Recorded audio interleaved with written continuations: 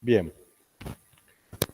Bueno, ¿se acuerdan que lo que estuvimos viendo hasta la clase pasada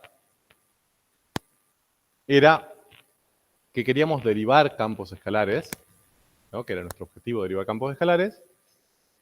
Ahí aparecía un límite, y que los límites tenían una característica que era la direccionalidad, que no me daba igual, o que no necesariamente me tenía que dar igual un límite si yo me acercaba en una dirección o en otra. Entonces, para definir y para calcular una derivada, lo que necesitaba era, en definitiva, que dar como información cuál era el campo que yo estaba queriendo derivar, en qué punto, y además qué dirección de acercamiento a ese punto. ¿De acuerdo? De todo eso vimos que cuando nos acercábamos manteniendo constante una de las variables, mientras que la otra podía variar, cualquiera sea, era fácil de hacer. Era fácil de definir, era fácil de calcular por definición, porque se transformaba en un límite, una derivada por definición de la que ustedes ya resuelven. Se podía hacer sencillamente, pensar e interpretar sencillamente como pendiente o como velocidad, y que también podíamos aplicar, que fue lo último que vimos, las reglas de derivación. Muy fácil, ¿se acuerdan? Entonces, estas derivadas se llamaban derivadas parciales, ¿no? Entonces teníamos un campo cualquiera. Vamos a repasar esto que no me parece mal. Entonces, si yo lo que quería era calcular la derivada de ese campo en el punto, a ver, vamos a tomar un punto, 1, menos 1, no, 1, 3, no, 1, 4. Bien, en el punto 1, 4. En dirección, de tal modo que x varíe e y se mantenga constante, ¿qué tenía que escribir simbólicamente? ¿Cómo? X varía y se mantiene constante. Bien, escribíamos esto, por ejemplo, ¿recuerdan? Que era la derivada parcial de f con respecto a x, en el punto 1, 4, o, ¿qué otra forma teníamos para escribir esto simbólicamente? Si no era con una f, f sub x. Esa, ¿no?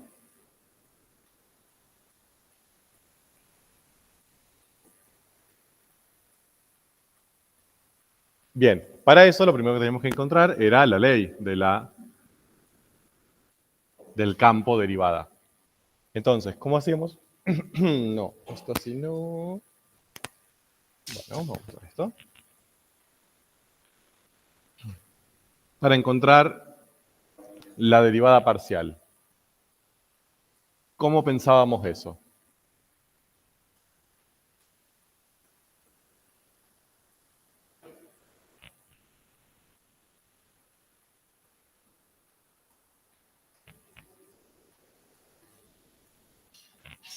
Bien, o sea, pienso que x varíe e y, ¿qué hago? La pienso como una constante, ¿no? Y derivo como pensando que es una función, ya no un campo, donde x varía e y es constante. Entonces, la derivada de todo esto, ¿cuál sería? La derivada de esto más la derivada de esto. La derivada de 2 es 0. Entonces, derivada de raíz de x por y. ¿Qué es lo primero que tendría que derivar ahí? Es una composición. La raíz. Entonces, derivada de raíz de algo.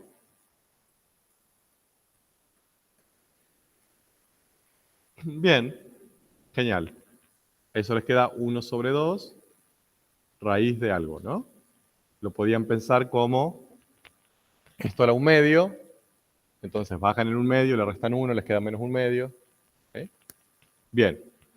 Ahí derive la raíz, ahora tengo que derivarlo de adentro. ¿Cuál es la derivada de x por y? Profe, ¿Eh? la cámara no se ve acá en Y es el YouTube. constante. Y, muy bien. ¿no? Entonces, acá tengo x, que es la variable, para mí, por y, que es una constante. Entonces, es como si fuera x por 4. Si tengo que derivar eso, me queda 4. ¿Bien? Entonces, x por y, la derivada es y. Y ahí tengo la derivada parcial. ¿De acuerdo? Sí. Empezamos con nuestra lucha diaria contra la cámara. Hay gente entrando, a ver. Vamos a solucionar todos los problemas.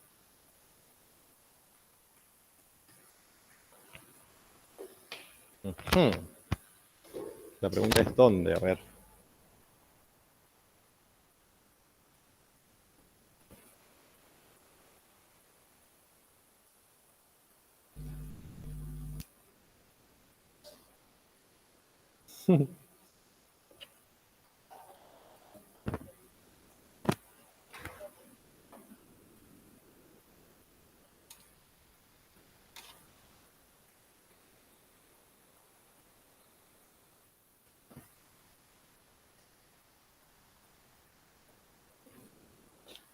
Bueno, a ver.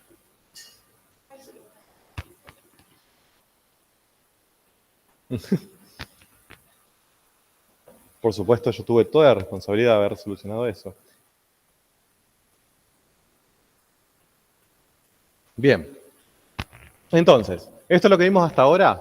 Vale para direcciones donde una de las variables se mantiene constante y la otra cambia. Ya vimos el otro día un problema. Eso, por ejemplo, si queremos movernos en puntos cardinales, este, norte, sur, este, por ejemplo, podría funcionar. Pero a veces nos interesa ir hacia otras direcciones en donde las dos variables cambian. ¿Cómo hacemos eso? Bien, entonces ya no van a ser derivadas parciales, van a ser derivadas direccionales a secas. El punto es, bueno, ¿cómo vamos a trabajar? Y en eso nos vamos a dedicar el día de hoy. Entonces, como siempre, problema inicial. Dice, ante una plaga de cochinillas en el terrario, se instala uno de los cartuchos del gas anticochinilla producida en una de las esquinas del mismo. Ah, en realidad acá falta una parte. Bien, falta una parte, si no tiene sentido el texto, que es que nos estamos dedicando a generar gas que mata cochinillas. Bien, las cochinillas son un insecto chiquitito, parece una chinche. Entonces, construimos estos cositos que tienen ese gas, que se plantan en la tierra y liberan el gas. Ahora sí. Ante una plaga de cochinillas en el terrario, se instala uno de esos cartuchos en una de las esquinas de ese terrario. El mismo las ahuyenta, ¿sí? O se las hace irse, no las mata. Las obliga a salir de sus nidos y huir del mismo siguiendo una trayectoria recta. Bien, el terrario tiene dimensiones 6×4. Y dice, en el terrario apareció un gran nido subterráneo de cochinillas en la posición central, ¿no? Se desea ubicar una trampa de cochinillas en los bordes del terrario para poder adherir y extraer a los insectos que lleguen a ella luego de ser ahuyentados por el gas. ¿En qué parte del terrario debería ubicarse? ¿Bien? O sea, van a aparecer ahí y van a empezar a caminar en línea recta. El punto es, ¿dónde las espero a las cochinillas? ¿En qué parte de la pared le pongo la trampita para que las agarre? Bien. Y la concentración del gas anticochinilla viene descrita bien por esta ley de campo escalar. ¿Bien? X e Y están medidos en metros y la concentración está medida en ppm, partes por millón. Bien, entonces, desde ya que yo este terrario lo voy a tener que ubicar en un sistema de referencia para poder hacer cálculos. Lo que más me conviene, bien, siguiendo esta ley, es poner, esto obviamente me lo deberían haber dicho, no es que lo elijo yo porque sí, es poner este lado acá, bien, y este lado acá, bien, 6×4, y el gas anticochinilla en el origen. ¿De acuerdo? Entonces, a partir de ahí, sigue esta ley. Bien, ese sería mi dominio de campo. ¿Estamos de acuerdo? ¿Por qué? Porque no tengo restricciones algebraicas, pero sí tengo una restricción del problema, que es que fuera de estos puntos no tiene sentido aplicar ese campo porque representa gas que no hay en otro lado. Bien, entonces, ustedes, si ubicamos ahí el gas, ¿ustedes creerían que lo que va a pasar es esto? ¿Que las cochinillas van a salir y van a moverse hacia acá? No, porque se están ahuyentando. ¿Bien? Ahora, random. Entonces, para allá no, porque ahí es donde está el gas. ¿Para dónde creen que va a ir?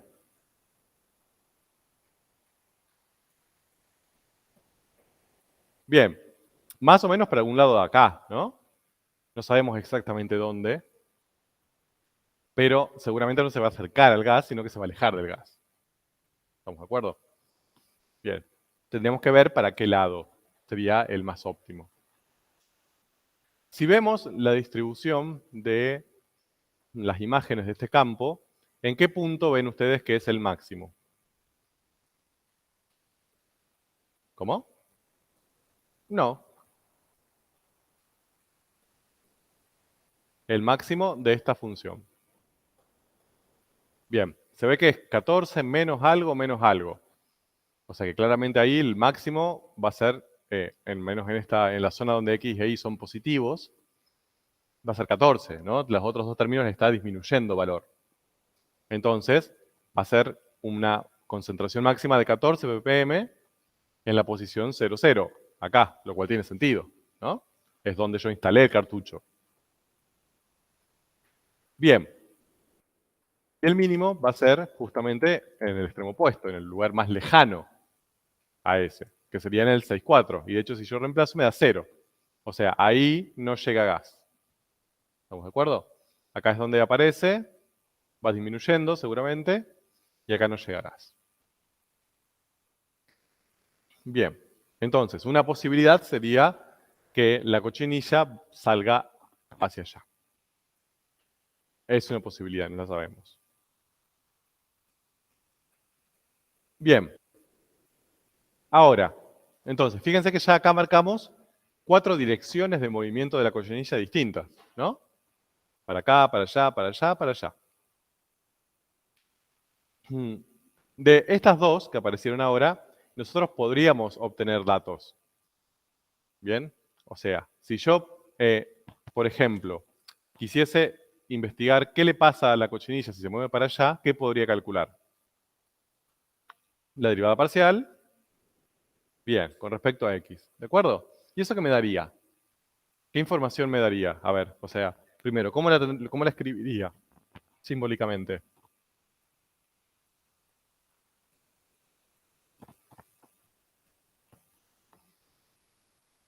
Bien. ¿C sub x o g sub x? G, porque la función se llama g. ¿Bien? ¿Quién es C? Representa la concentración, pero ¿por qué le dice C es igual a G de XY? ¿A quién le están dando ahí? Esto que están mal acostumbrados en general. En matemática 1 no somos muy molestos con esto y después ya medio que se acostumbran. La función se llama G, pero C es la variable dependiente. ¿De acuerdo? Es decir, cuando yo aplico la función G sobre las variables independientes de x, y, obtengo un número, y ese número, que sería la variable dependiente, es la variable dependiente C. G es simplemente la relación funcional, es lo que le hacemos a x a y para llegar a C. ¿Ok? Es lo que está en el medio, digamos, entre las variables dependientes y las independientes. Bien. Ok, entonces, yo podría hacer G sub x, que ¿cuánto vale este campo? Ya que está lo hacemos, practicamos. Y la otra, ¿no?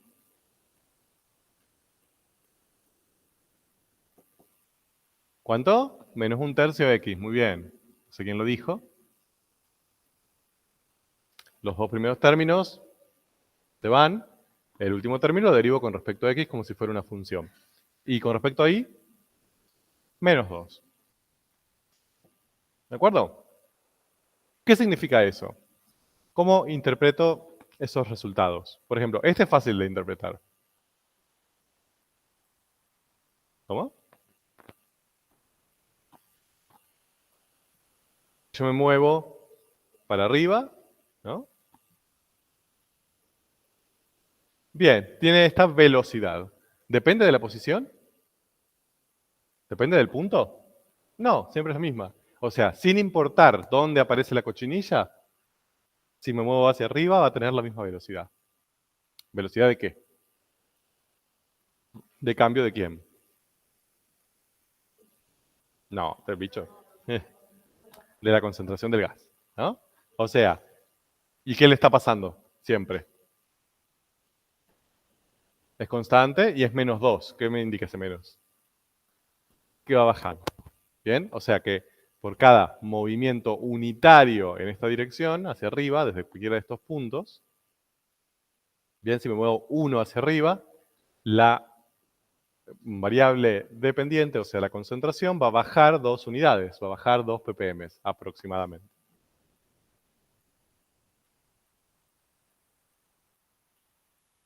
Bien. Mientras que, si me muevo hacia la derecha, ¿qué puedo decir?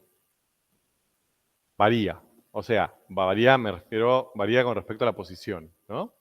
No en todos los puntos va a variar de la misma manera. ¿Qué más puedo decir? Que siempre es negativa, ¿no? X, fíjense que siempre es positiva. Entonces, siempre me va a dar un resultado negativo. ¿Ok? Bien, o sea que si me muevo para allá, la concentración también me va a bajar. ¿Va a bajar más lento o más rápido mientras más cerca estoy de la bombita esta? Comparen dos puntos, por ejemplo, este que está acá y este que está acá.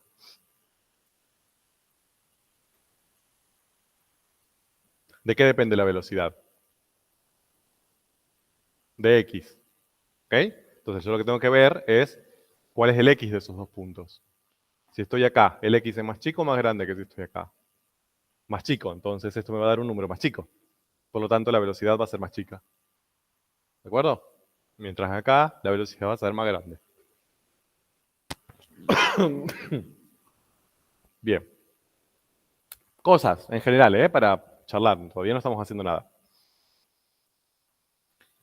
Ahora, con esas dos puedo trabajar, con todas las demás no. ¿Estamos de acuerdo?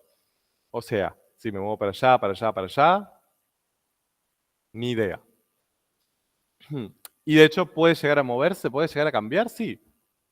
O sea, no sé si para allá es más grande que para allá, no tengo idea. Y tampoco tengo herramientas para hacerlo todavía. Bien. Eso es lo que acabamos de hacer.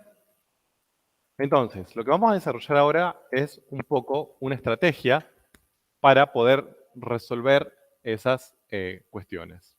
Es decir, ¿cómo podemos ahora calcular cualquier derivada de campos en cualquier dirección y sentido, no necesariamente con una de las dos variables manteniéndose constante? Obviamente esto va a ser un caso más amplio que el otro, va a incluir el otro caso. ¿De acuerdo? Es decir, no es que vamos a olvidarnos de las derivadas parciales. Las derivadas parciales van a estar incluidas acá adentro.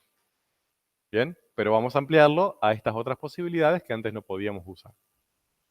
Vamos.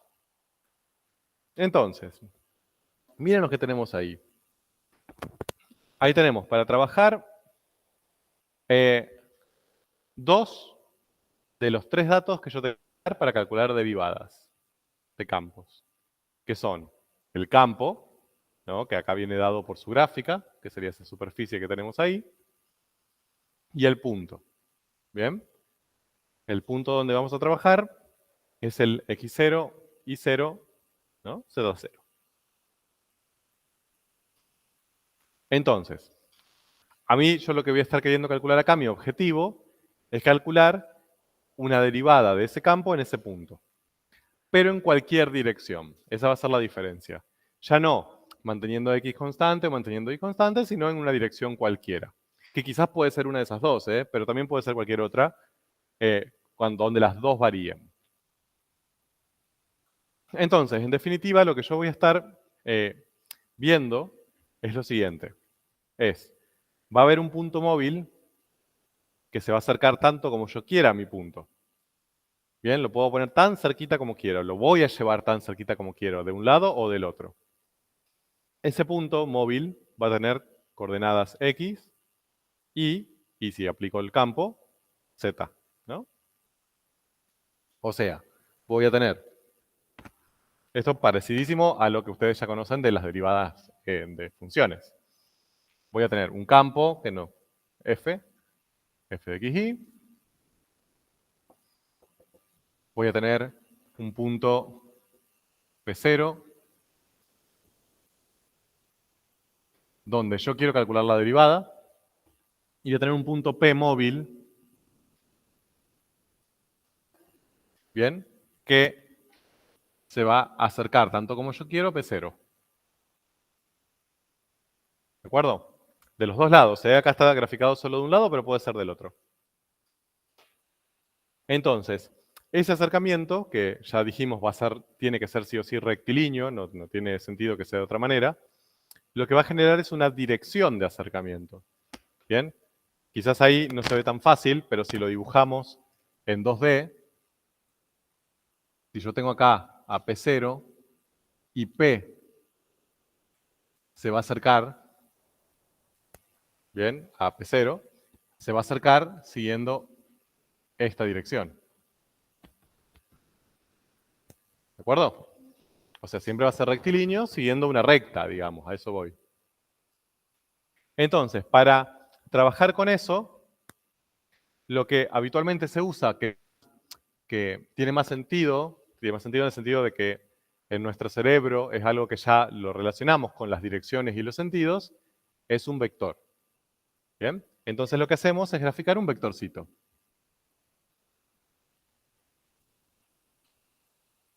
¿De acuerdo? Ese vector lo vamos a llamar U. El vector U lo que nos indica es cómo nos vamos a acercar con P hasta P0. Ya lo habíamos visto a U al principio, pero ahora aparece y lo vamos a usar un montón.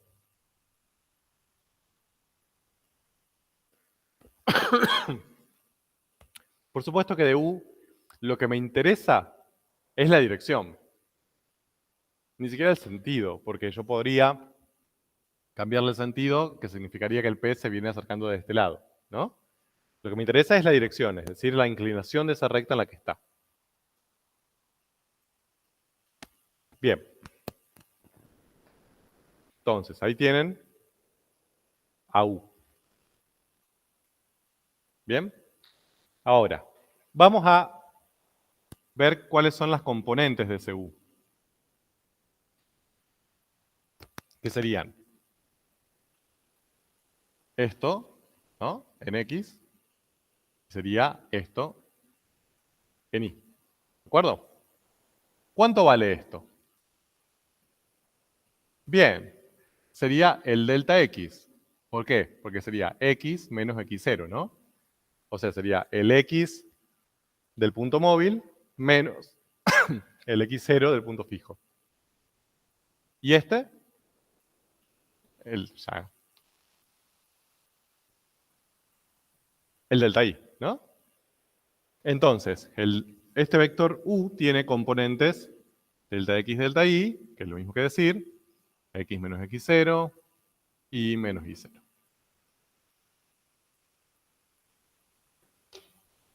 ¿De acuerdo? Ahí lo tienen marcado.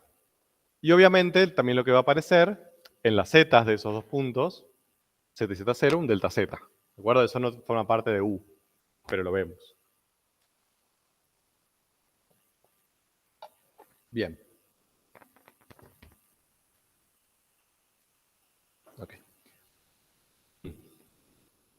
Entonces, cuando nosotros empezamos a plantear la idea de derivada de campos, habíamos propuesto, ¿se acuerdan esto? Que lo criticamos un montón. Dijimos, bueno, si hacemos la analogía de las derivadas, que era delta x límite cuando delta x tendía a 0, delta y sobre delta x, entonces para un campo debería ser delta z sobre delta xy. Delta de las variables dependientes sobre delta de las independientes. Pero ¿cuál era delta xy? ¿Qué significaba? ¿Se acuerdan que ustedes me dijeron, bueno, podría ser delta x más delta y? Otros me dijeron, no, puede ser delta x por delta y. Otros me dijeron, no, haz el módulo, delta x al cuadrado más delta y al cuadrado, raíz cuadrada. Y como no nos poníamos de acuerdo, dijimos, bueno, entonces no es la forma correcta. Hasta ahora nos salteamos esa pregunta y ese problema, porque lo que hacíamos era, como veníamos con las derivadas parciales, con que una se mantenía constante, en vez de escribir delta xy, poníamos delta x y se fue. Pero ahora se mueven las dos. Tengo delta x y tengo delta y. Entonces el punto es, ¿cómo hago?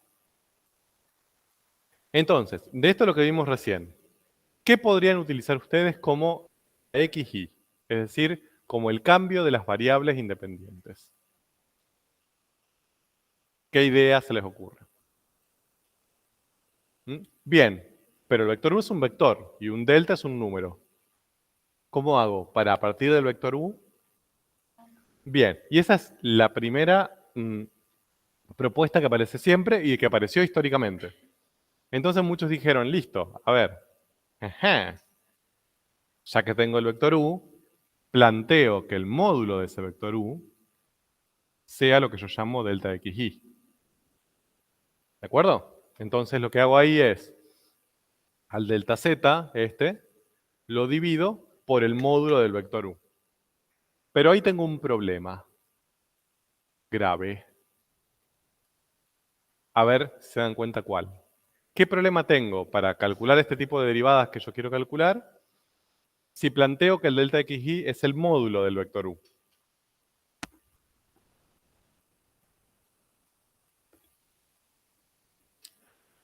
¿Para qué usaba yo? Excelente, ese es el problema. ¿Qué me importaba a mí del vector u? La dirección, ¿de acuerdo? O sea, yo planteé el vector u no por su módulo, ni siquiera por su sentido. A mí lo que me interesaba del vector u era la dirección, porque a mí lo que me interesaba era fijar cómo me estaba dando, si así o si así. Y ese cambio de inclinación me va a dar un resultado distinto. Si yo uso su módulo, pierdo esa información. El módulo es un número, no va a tener dentro de ese módulo la información de la dirección del vector. Bien, ahí lo tienen el vector u. Entonces, ¿se podría usar? No. ¿De acuerdo? No porque no sea un número, no porque no tenga que ver con el delta xy, sino simplemente porque perdería la información de la dirección. ¿Y eso qué significa? Que quizás yo tengo dos vectores u, supónganse estos dos que se están acercando al punto a la misma vez, con diferente dirección, muy distinta dirección, o sea, me va a dar un resultado muy distinto, pero el módulo va a tender a cero igual. Entonces quizás me va a dar el mismo resultado y a mí me tiene que dar un resultado distinto. Yo lo que necesito es que esa dirección en la que se está acercando me influya en mi resultado. ¿De acuerdo? Entonces, esta no es una propuesta que cumpla lo que yo pido. No quiere decir que no sea posible de hacer, solo que no me está dando un resultado que es el que yo busco. Entonces, bien. Entonces, para eso vamos a usar otra cosa. A ver, acá voy a recurrir a colores.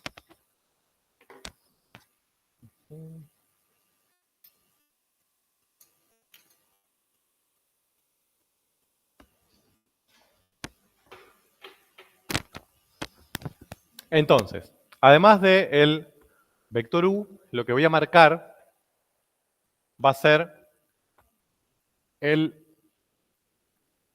versor u. ¿De acuerdo? O sea, lo que marqué ahí en rojo es el versor u. ¿Qué diferencia hay entre el vector u y el versor u? ¿Qué tienen en común y qué tienen de distinto? El versor u, el u sub 0, Bien, ¿qué módulo tiene? 1, bien.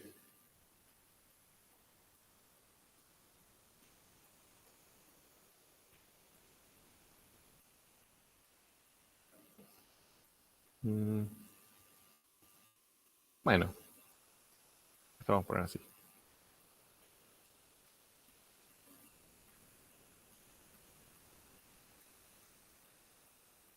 ¿Bien? Entonces, ahora vamos a empezar a trabajar con el versor asociado U sub 0.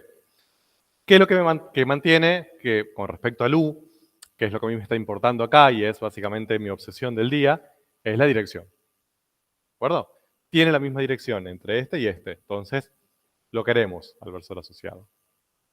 Ahora, ¿qué relación hay si yo esto lo tuviese que escribir de una forma algebraica, bien en símbolos, entre U y U sub 0?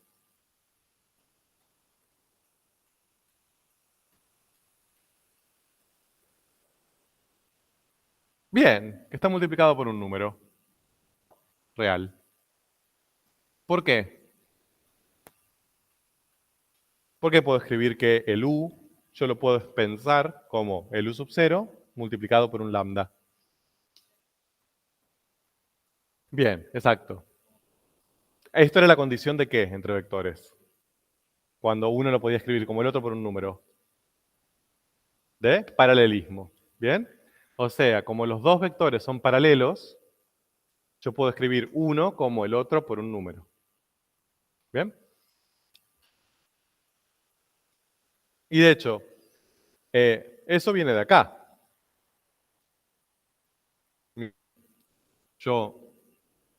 Si este módulo de U, que es un número, lo paso multiplicando para allá, me queda que el vector U es el vector U sub 0 su versor asociado por un número, que sería el módulo. ¿De acuerdo? Entonces yo siempre puedo escribir a U como al U sub 0 por un número, que va a ser el que regule su módulo. ¿Estamos de acuerdo? Entonces, si, como por ejemplo, yo tengo U sub 0, lo voy a dibujar en algún lugar que se vea, por ejemplo, aquí. Yo tengo, este es U sub 0, ¿no? Y yo digo, lambda vale 4, ¿cómo van a dibujar ahí a U?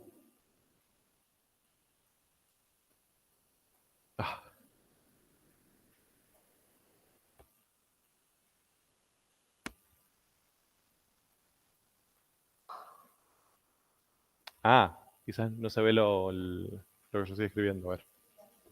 Eso es más fácil de solucionar.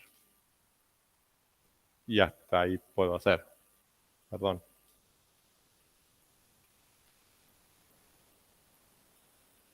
Puedo escribir más grande también.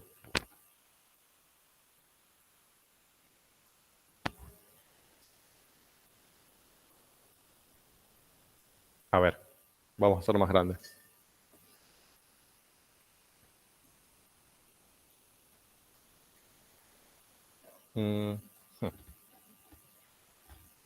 Entonces, si yo tengo el U sub 0 acá, y les digo, lambda vale 4, ¿cómo dibujarían el U? Bien, 4 veces, con la misma dirección. Sí, ¿con el mismo sentido? Sí, bien. Eso fue como un... Sí. Bien, entonces sería este continuado 4 veces. ¿De acuerdo? Si lambda vale 0,3, bien, tendría la misma dirección, sentido. ¿Y el módulo? ¿Cómo lo pienso? Más chiquito, ¿no? Sería una cosita así. ¿De acuerdo? Si lambda vale menos 1, porque es real, puede valer negativo también. Bien. ¿Misma dirección? Sí. Y fíjense siempre, la dirección se va a mantener. ¿Qué va a cambiar? El sentido. Ahí va a tener sentido opuesto. Y el mismo módulo se va a ir para el otro lado. ¿De acuerdo? Entonces, sí.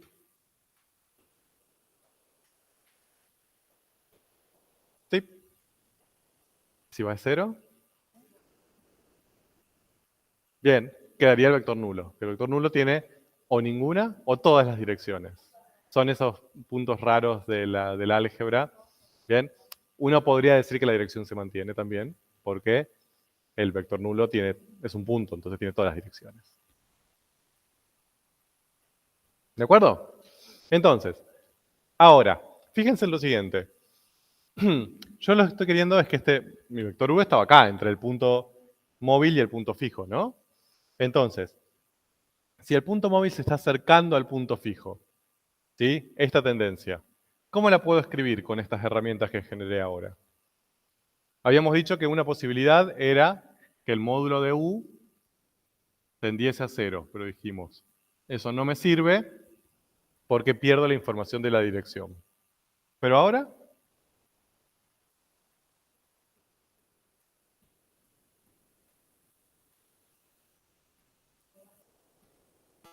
bien, que es lo mismo que vos dijiste, pero es más fácil de escribir así. Lambda tiende a 0. ¿De acuerdo? Si lambda tiende a 0, si esto tiende a 0, ¿qué significa? Que el u va a ser el u0 cada vez multiplicado por un número más chiquito. ¿De acuerdo? Entonces va a ser un vector que va a empezar más grande y se va a achicar, achicar, achicar, achicar, achicar, achicar, achicar, a tender a ser prácticamente, si esto es 0,000001, el módulo del vector u es casi nada. ¿Pero qué mantengo siempre? La dirección, porque siempre voy a estar multiplicando al u sub 0 que me está marcando la dirección. ¿Se ve? ¿Se ve la mejora de esto a esto? Pasa lo mismo, el módulo tiende a 0, o sea, si yo pido esto, el módulo tiende a 0. Si pido esto, el módulo también tiende a 0.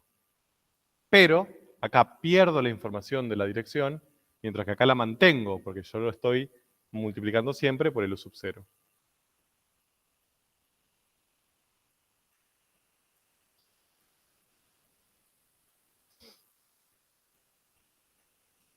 Entonces, numéricamente, pedir que P tienda a P0, lo voy a hacer pidiendo que lambda tienda a 0.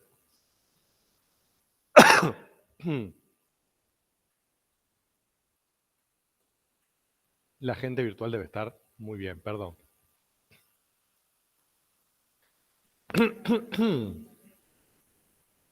Y lo bueno es que si yo pido que tienda a 0, puedo hacer que tienda a 0 por izquierda y por derecha. Entonces, ¿eso qué significaría? Que si yo tengo mi punto fijo acá y mi punto móvil, si tiende a 0 por derecha, sería que se acerque así, en una cierta dirección. Y si tiende a 0 por izquierda, que se acerque en la misma dirección, pero en sentido opuesto. ¿Bien? Sería 0,5, 0,1, 0,01, 0,002. Y acá sería menos 0,5, menos 0,1, menos 0,001, y así se va acercando. Entonces, estoy acercándome a ese punto por los dos lados.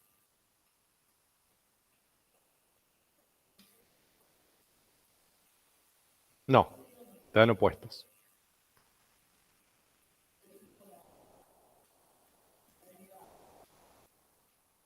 Te dan opuestos. Porque vos lo estás haciendo siempre en comparación con el U0. Entonces, si vos tenés el U0 que viene de acá, si lo haces de este lado te va a dar con un signo, pero si lo haces del otro lado, como te estás oponiendo al U0, te va a dar el signo opuesto. El mismo resultado, en valor absoluto, pero con signo opuesto. Lo mismo que pasaba en las derivadas. Si vos calculabas las derivadas de una función con la x creciente, te iba a dar 7. Pero si la pensabas con la x decreciente, te daba menos 7. O viceversa, ¿no? Por ejemplo, una recta, si la comparás de este punto para allá, crece. Pero si desde este punto te mueves en sentido opuesto, decrece. Te va a dar el mismo número, pero con un signo distinto. Acá lo mismo. Bien, entonces, encontramos quién va a ser nuestro delta xy ahora. Ese delta xy, esa expresión que tiene que estar ahí abajo en ese cociente, que incluya al cambio de x y que incluya al cambio de y, pero por sobre todas las cosas manteniendo una dirección de movimiento determinada, puede ser lambda. Increíble.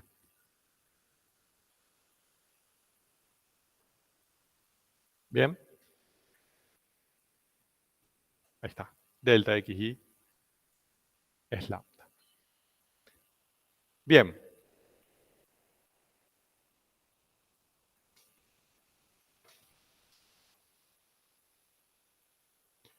Sí.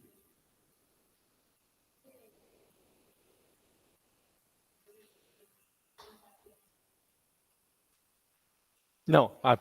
Muy bien. Muy buena pregunta y de hecho lo voy a modificar en la diapo. Esto no es que delta XY tienda a lambda, ¿eh? Esto es que el delta XY que nosotros vamos a usar va a ser lambda. No es una flecha de tendencia. Eso me parece bien, porque la venía usando como tendencia y ahí no. Bien. Delta XY es, en definitiva, vamos a usar en reemplazo de delta XY la lambda.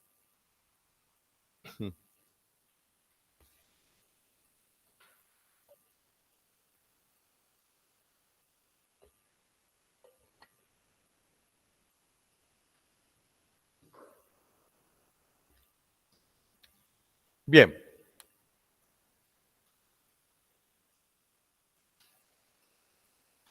Entonces, habiendo considerado todo esto, habiéndonos amigado con el lambda y dado la importancia que merece, habiendo manchado el pizarrón con un fibrón, vamos a, entonces, ahora ya el vector U lo teníamos, ahora va a aparecer entonces el versor U sub 0, ¿no? Que va a tener componentes que le vamos a decir nosotros UX y UI, ¿ok? O sea, UX y UI son las componentes del versor U. ¿Cómo? El U es lambda por U sub 0,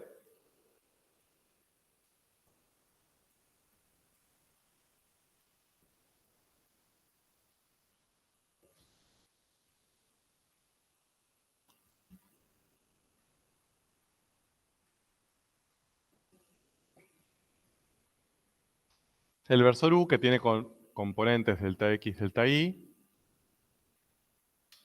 va a ser lambda por UX, UI, ¿no?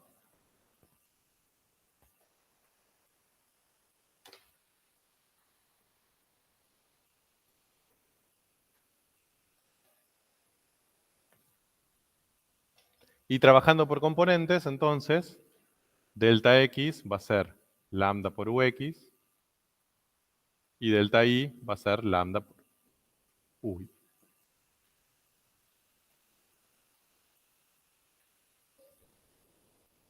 Serían las componentes del versor. ¿Bien?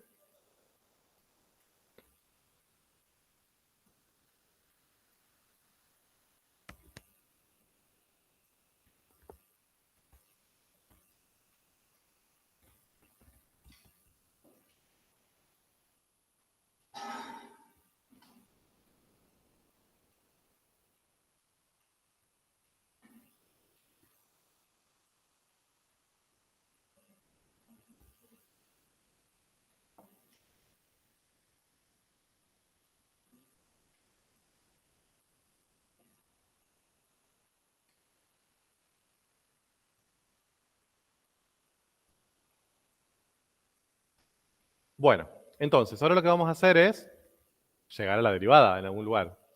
Ya hasta ahora lo que estuvimos haciendo es solucionar un problema, que era cómo vamos a lidiar con la direccionalidad. ¿De acuerdo? Dijimos, bueno, cuando escribimos esta definición análoga de derivada, aparece un delta xy ahí que no sabíamos cómo trabajarlo. Bueno, todo lo que estuvimos haciendo hasta ahora fue ver cuál es la mejor manera. Y lo que dijimos es, la mejor manera es fijar nosotros un versor U sub 0 de componentes U sub X y U sub Y, que siempre esté fijo ahí, el rojo, que me indique la dirección de acercamiento. ¿De acuerdo? Y que yo puedo pensar que el punto P se está acercando al punto P0, construyendo un vector U entre ellos, y diciendo, bueno, ese vector u es lambda por el u sub 0. Y pido que ese lambda tienda a 0. Cuando pido que ese lambda tienda a 0, lo que estoy pidiendo en definitiva es que P se acerque tanto como quiera a P sub 0, pero manteniendo esa dirección. Entonces, si ahora todo eso lo tenemos que poner en la definición de derivada, ¿qué vamos a reemplazar primero ahí? Delta xy. ¿Ahora qué vamos a poner? Lambda. ¿Bien? Y acá también. Entonces, primera cosa es esa. ¿Bien? Recuerden que nosotros dijimos, para calcular una derivada necesitábamos 3 datos. ¿Cuáles eran? Que nos tenían que dar sí o sí. El punto donde lo vamos a calcular, sí, sería el P0. El campo, la ley del campo, o algo sobre ese campo que yo quiero derivar. Y la dirección, ¿no? Entonces, ¿a quién me van a dar ahora como dato cuando me den la dirección? No, lambda es un número. ¿A cuál? ¿A cuál de todos los vectores? A u sub 0. ¿De acuerdo? O sea, entonces, ahora me van a dar 3 datos. Campo, punto, lo mismo de siempre, eso siempre pasaba. Y ahora, para darme la dirección de acercamiento, el versor u sub 0 que me indica cómo me estoy acercando. Bien, entonces, yo tengo que lograr una definición. Cuando yo trabaje con eso, tiene que aparecer solamente eso. F, que sería el campo, x0 y 0, que sería el punto, y u, con sus componentes u sub x y u sub y, que sería el versor. ¿Por qué? Porque estos son mis datos. Cuando llego ahí, cuando toda la expresión me quede en función de estas cosas, llegué a la definición. Bien. Ok.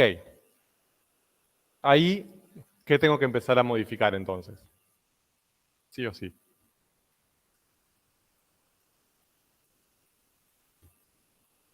Sí, hay algo acá que acá no está. El delta z. Así que tengo que empezar a matar ese delta z. Vamos. ¿Cómo escribo delta z?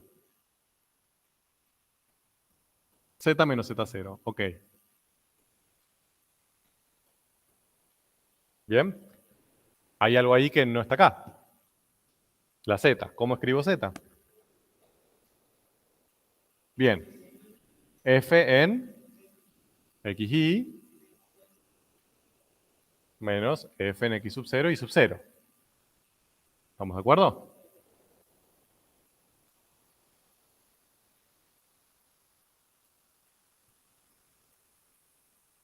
Ahora, hay algo ahí que acá no está. Que sería en xy. Ahí, esto lo puedo calcular, ¿no? Pero acá tengo f de xy. Tengo variables ahí.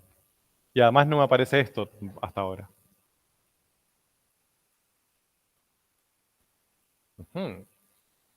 Entonces, a ver, acá, en vez de escribir x, ¿de qué otra forma análoga podíamos escribir eso? Lo estoy a extender.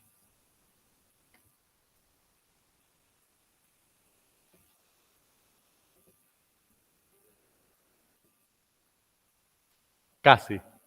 En vez de escribir fx y fi, cuando hacíamos definiciones de derivada, otra posibilidad que teníamos era escribir x0 más delta x. E i0 más delta i, ¿no? ¿Se acuerdan? Que era el punto más el delta. Esa sería la posición del punto final. Y después el punto más el delta. Y ahí tendría el x y el y con respecto al x0 y 0. Pero ¿qué hay ahí que acá no puedo usar? Que no tengo ahí. Los deltas. El x0 y el y0 no tengo problema. Pero los deltas, ¿qué hago? Con esto. Muy bien. Acá los deltas yo los puedo relacionar con las componentes del versor. Entonces, fíjense, lo que puedo escribir sería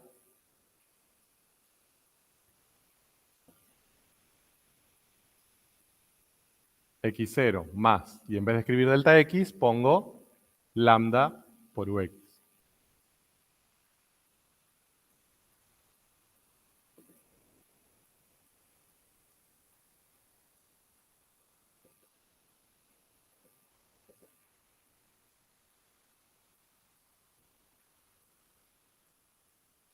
¿De acuerdo?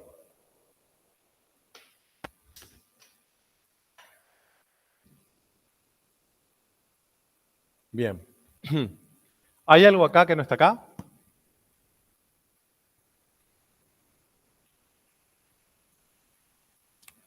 El lambda, pero el lambda la idea es que se vaya, ¿no? Con el límite. De lo demás, de todo. Aparece el campo, aparece el punto, x0 y 0, aparecen las componentes del versor. ¿Sobra algo? No. ¿Falta algo? ¿Hay algo acá que ahí no está? No. Entonces acabamos de llegar a la definición de derivada. ¿Bien? Fíjense que lo único que hicimos fue empezar de aquella, que fue la que planteamos inicialmente, y fuimos reemplazando cosas porque necesitábamos usarlas, pero la definición viene de allá. Entonces lo que les presento es a lo que vamos a llamar derivada direccional. ¿Bien? Todo eso, lo que acabo de hacer, lo tienen escrito ahí.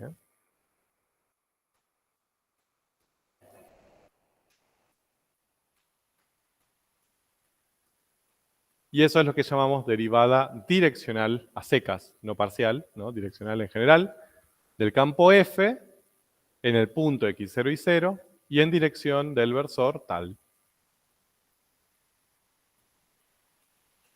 Fíjense que tenían ahí en colores los 3 datos que necesitan y en la definición dónde aparece cada dato.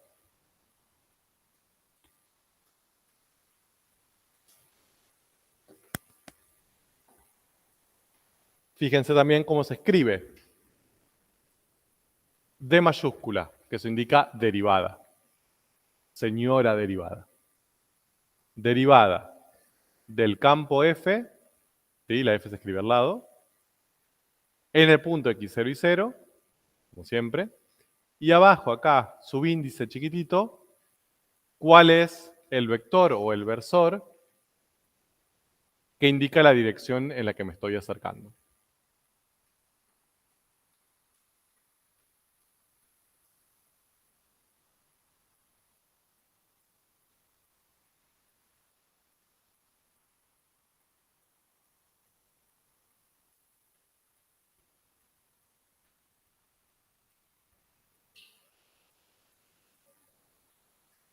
¿De acuerdo? Y esa es la definición más general de derivada, de todas las que vimos de campos. Y ahora les voy a mostrar por qué.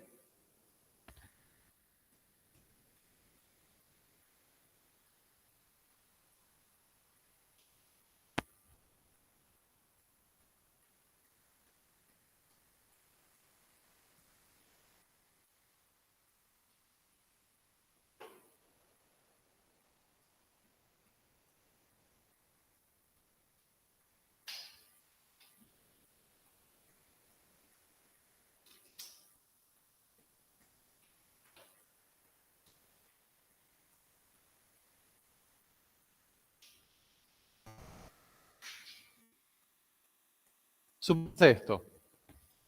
Ahora, miren este caso. Yo que estoy queriendo calcular esa derivada direccional acercándome al P0 desde el P en esta dirección. ¿De acuerdo? Mi campo va a ser el F, el punto va a ser el P0, X0 y 0. ¿Cuál va a ser U ahí?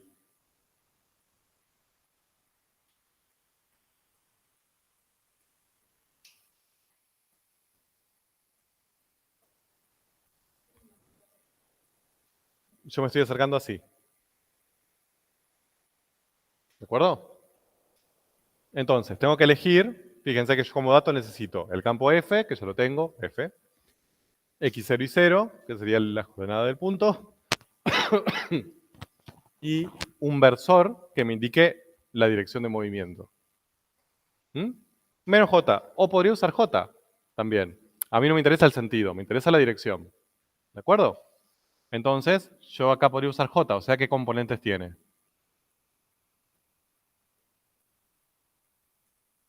0, 1. ¿De acuerdo? Si usan menos j, 0, menos 1. Vamos a usar el más sencillo, j. Recuerden que a mí el sentido no me interesa. Es una cuestión de la dirección de acercamiento. Entonces, reemplacemos acá. Sería límite, cuando lambda tiende a 0. Y acá arriba, ¿qué me quedaría? ¿F de qué? ¿Aplicada en qué? En la primera función. X0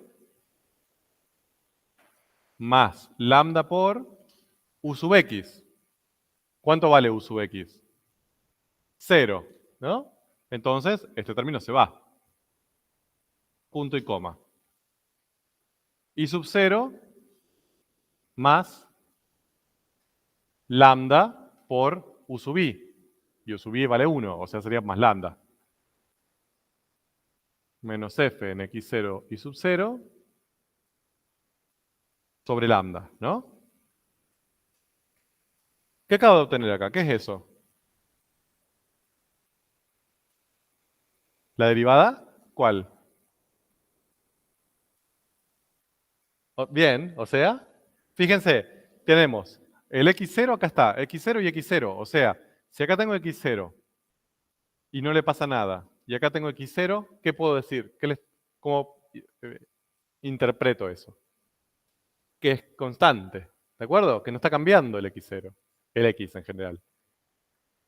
Termina en el x0 y empieza en el x0, o sea, estamos en la misma.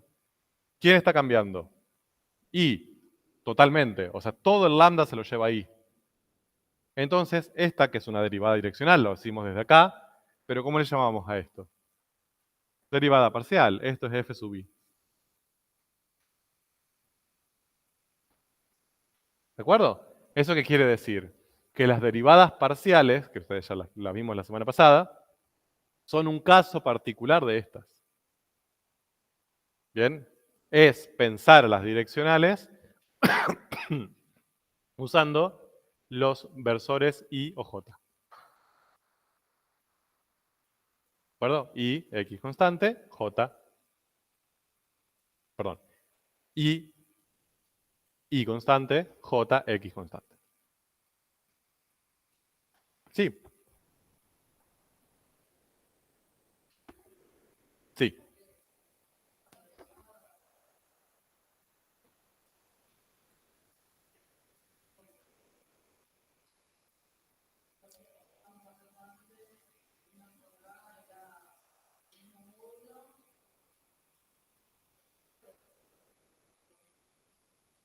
Sí, va a pasar. Entiendo cuál es tu pregunta. Vos decís, bueno, entonces acá, si tomo J o menos J, ¿me va a dar lo mismo distinto? Te va a dar distinto, te va a dar diferentes signos. Yo lo que quería era ver qué te daba la derivada parcial. Entonces me daba igual si era J o menos J. Esto lo vamos a hacer una convención, que se la voy a dar ahora. De signo con sentido. ¿Ok? Segundo. Suspenso. ¿Estamos hasta ahí? Entonces, hasta acá, definición y... Bueno, definición y que las derivadas parciales son casos particulares de las direccionales. Bien, vamos ahora a cómo vamos a calcular esto. Obviamente esto ustedes lo pueden hacer por definición. Se puede, no es difícil, pero es tedioso y largo. Es como tienen que hacer lo mismo que ustedes venían haciendo hasta ahora con las derivadas parciales. ¿Se acuerdan que hicimos algunas por definición? Solamente que ahora le va a quedar un lambda metido un montón de veces, que van a tener que cancelarlo. Se puede, no es nada de otro mundo, pero es bastante tedioso y largo. Lleva como media hora hacer una derivada por definición, pereza. Así que lo vamos a obviar. pronto vamos a ver una forma más rápida de hacer esto. Ahora, vamos a ver cómo lo vamos a interpretar. Entonces, para la interpretación lo que vamos a necesitar es fijar una convención de signos, que es lo que preguntaba aquí su compañera, y lo vamos a hacer rápidamente y visualmente. Esta estrategia del P y el P0 nos sirve para llegar a la definición. Pero a ustedes, cuando les den los datos para calcular una derivada direccional, lo que les van a dar son los datos de arriba. Les va a decir, por ejemplo, el campo tiene esa ley, 16 menos x cuadrado menos y cuadrado. El punto va a ser el 1, 2, y el vector va a ser el 1, 1. Por ejemplo, les van a dar estos tres datos. ¿Ok? Calcular la derivada direccional. Entonces, nosotros acá hicimos un montón de cosas, tenemos un montón de cosas, pero ahí nos dieron esos tres datitos nomás. Que ustedes ya saben que son suficientes para calcularla. Pero el punto es, bueno, ¿cómo usamos esos datos para? Bien, voy a borrar esto porque no lo voy a usar más. No.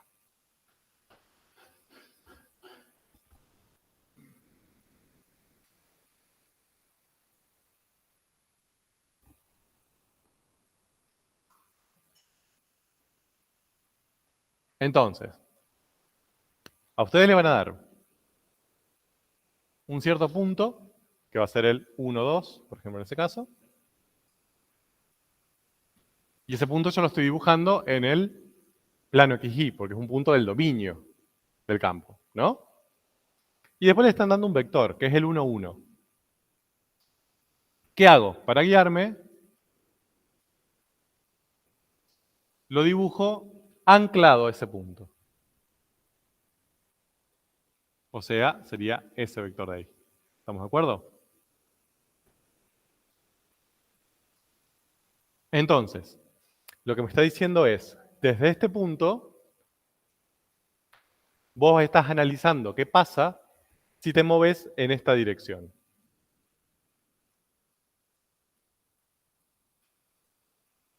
¿Ok? ¿Qué va a pasar con el sentido? El sentido de ese vector es el sentido de recorrido que yo voy a hacer. Entonces, si me da la derivada direccional, me da positiva, significa que si yo me estoy moviendo desde este punto, siguiendo la dirección y el sentido del versor, de acá para allá, ¿bien? Las imágenes crecen. Z crece. ¿De acuerdo? Obviamente que si yo me muevo de acá para allá, ¿cómo me tiene que dar ese resultado? Negativo. ¿De acuerdo? Es decir, el sentido de ese... O sea, hasta ahora nos preocupaba la dirección. Ahora lo que generamos es una convención para el sentido.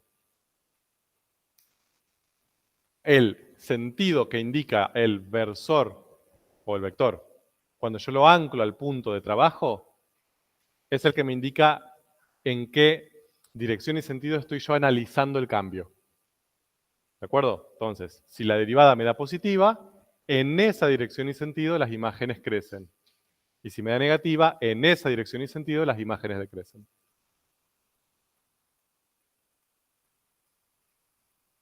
Bien, fíjense ahí el ejemplo que tienen. Ahí les dio la ley del campo, les dio el punto, el 1, 2, este mismo. Les dio el vector 1, 1. Y después apareció el U sub 0. ¿Qué pasó ahí?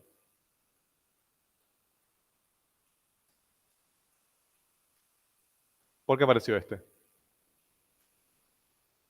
¿Quién es ese? Mejor dicho. Y pero lambda cambia.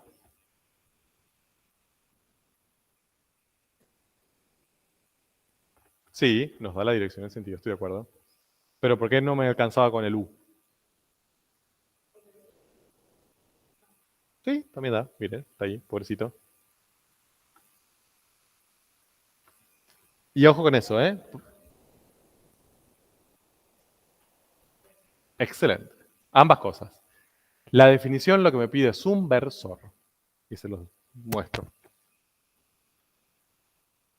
¿De acuerdo? Por definición, U sub X y U sub Y son componentes de un versor. Sí o sí. Entonces, el 1, 1 no es versor. Su módulo no mide 1, de hecho mide raíz de 2. Entonces, ¿qué hago? Encuentro su versor asociado. Ustedes ya lo saben hacer. Dividen las dos componentes por el módulo. Entonces, eso lo que es el versor asociado a U. Si lo dibujo acá, en mi dibujito, sería algo más o menos así.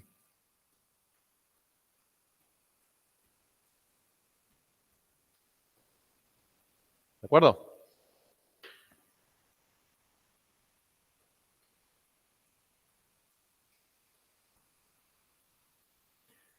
Entonces, miren, acá tienen el punto, el x0 y sub 0, ¿no? Con su respectiva z. Y me muevo en dirección del vector 1, 1, que sería ese. Fíjense que está creciendo x y está creciendo y, ¿no? 1, 1. Cuando yo resuelvo esta derivada direccional, si lo hacen por definición, les da menos 3 raíz de 2.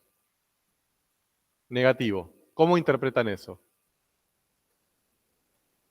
Que si yo me paro, estoy en ese punto, ¿no? Voy hasta su imagen en la superficie y me muevo caminando en esa dirección y sentido, ¿de acuerdo? ¿Qué le va a pasar a las imágenes? Van a bajar. ¿De acuerdo? Porque es negativo. ¿Cuánto? Y cada una unidad que yo me mueva para allá, aproximadamente van a bajar 3 raíz de 2 unidades, las zetas. ¿De acuerdo? Si lo pensamos más concretamente, yo estoy parado acá en una montaña, ¿no? Ya estoy ahí.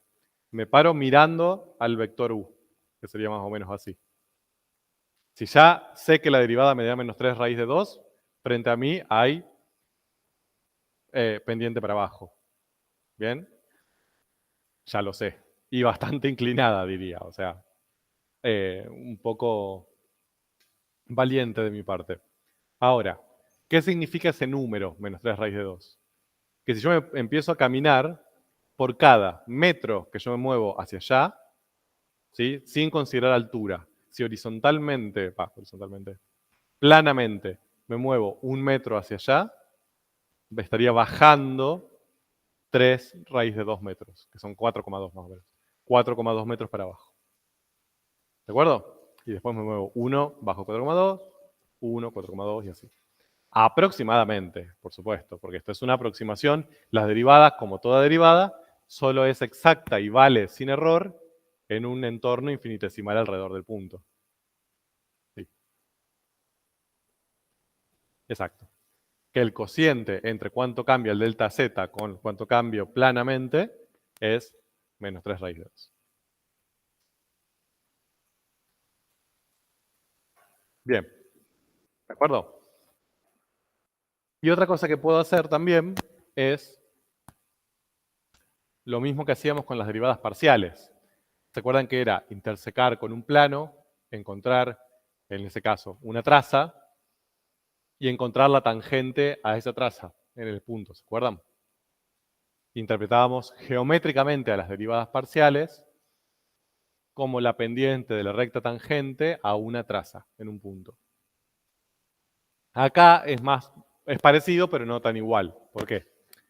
Yo ahora tendría que intersecar con un plano, pero ya no es un plano paralelo a ninguno de los 3 coordenados. Es un plano paralelo al vector U. ¿No? O sea, dicho de otra manera, creo que se ve mejor en 3D. Si yo estoy acá y me estoy moviendo hacia allá, el plano que voy a usar va a ser este. ¿No? Como una vertical, por decir una pared, pero así. ¿De acuerdo? Que esté en la misma dirección en la que yo me estoy moviendo. Cuando yo a la superficie la corto con ese plano, me va a generar una curva. ¿De acuerdo? Que es lo que tiene en negro ahí. Y la recta tangente en este punto a esa curva, que sería una recta más o menos así, es la que tiene pendiente menos 3 raíces. Esa. ¿Ven? es la que tiene pendiente menos 3 raíz de 2. Es decir, que si me muevo una unidad siguiendo al vector, bajo 3 raíz de 2 unidades en z.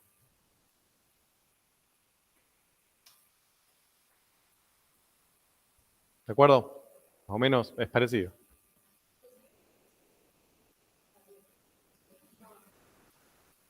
Ah, no. Yo cuando fijo lambda igual a 1, delta z es menos 3 raíz de 2. Si lambda fuese igual a 2, sería menos 6 raíz de 2. Bajo el doble. ¿No? Siempre el cociente entre esto y esto se va a mantener igual.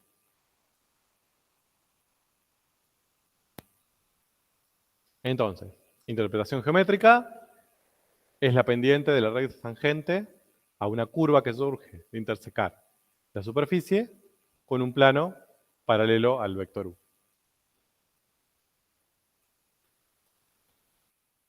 Y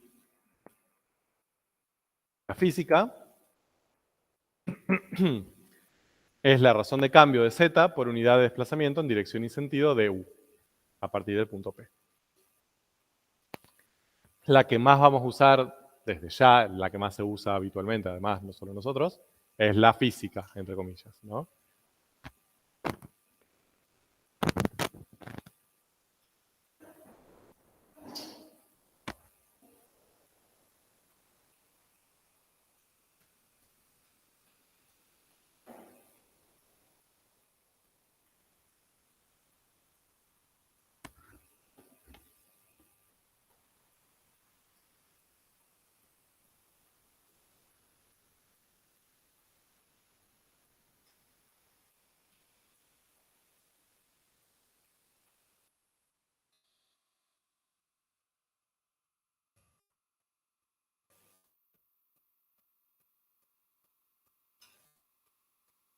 Bueno, ahora, en este último ratito que nos queda, vamos a algo un poco más divertido, entre comillas, que es, ¿cómo vamos a calcular esto? Porque no vamos a hacer un límite. Ya llegamos a un momento que ustedes saben que acá odiamos a los límites tanto que suponemos que no vamos a hacer nunca un límite, digamos. Para nada. Entonces, la definición es un límite, se puede resolver tranquilamente. ¿Lo vamos a hacer? No. Bien. ¿Cómo hacemos? Bien. Entonces, para eso vamos a necesitar una definición que es bastante compleja, que esto podríamos... De hecho, antes, cuando teníamos más tiempo para esta asignatura, este tema era un tema dentro de campos escalares que nos llevaba 2 clases, etc. Lo vamos a ver en una diapo, literalmente, que es esa. Que es la diferenciabilidad en un punto de un campo. No me voy a meter mucho, solo una cuestión. Más que nada porque esto sí le suele generar problemas. Los campos, no existe que un campo escalar sea derivable. ¿Bien? O sea, así como cuando ustedes decían una función es derivable en ese punto, ¿qué significaba que una función sea derivable en un punto? No. Más fácil. Siempre se complican con esa definición, y es la definición más pava del mundo. ¿Qué significa que sea derivable una función en un punto? Que exista la derivada en ese punto. Esa es la definición de derivable. Después, podíamos decir, si es derivable es continua, podemos encontrar relaciones entre derivabilidad y otras cosas. Pero la definición es, existe la derivada. En un campo, no puedo decir que un campo sea derivable en un punto. ¿Por qué? Porque, ¿qué significaría que sea derivable en un punto? O sea, que solo una derivada exista. Por ejemplo, la derivada parcial con respecto a x. Y si existen dos, si existe con respecto a x y con respecto a y, ¿sería derivable? ¿Sería superderivable? ¿Sería biderivable? ¿Bien? Y si ahora tengo en cuenta todas las otras derivadas direccionales, porque ahora ya tenemos un montón. Tenemos esas dos y un montón en otras direcciones. Entonces, le llamo derivable cuando existe al menos una, Le llamo derivable cuando existe exactamente una. Le llamo derivable cuando existen todas. ¿Y cómo demuestro que existen todas? Entonces ya pierde sentido la idea de derivabilidad con los campos. ¿De acuerdo? Como hay tantas derivadas para un mismo punto y un mismo campo, no tiene sentido hablar de derivabilidad. Entonces, y esto se lo nota en grande, no pueden escribir nunca, está mal escrito, es matemáticamente incorrecto decir este campo es derivable. ¿Ok? En este punto. No existe. Esa palabra solo vale para funciones. Pero sí, lo que podemos encontrar es una definición de diferenciable. Cuando ustedes tenían una función escalar me refiero, una y igual a f de x,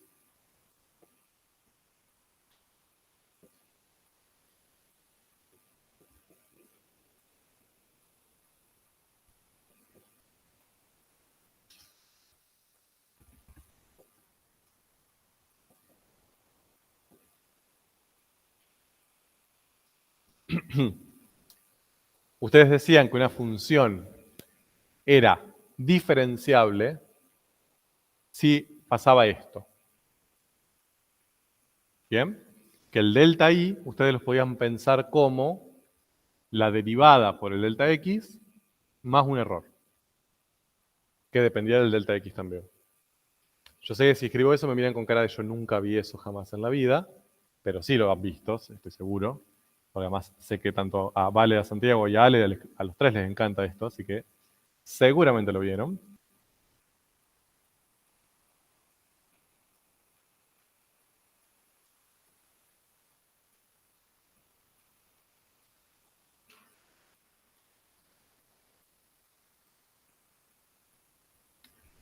Esto, ¿se acuerdan?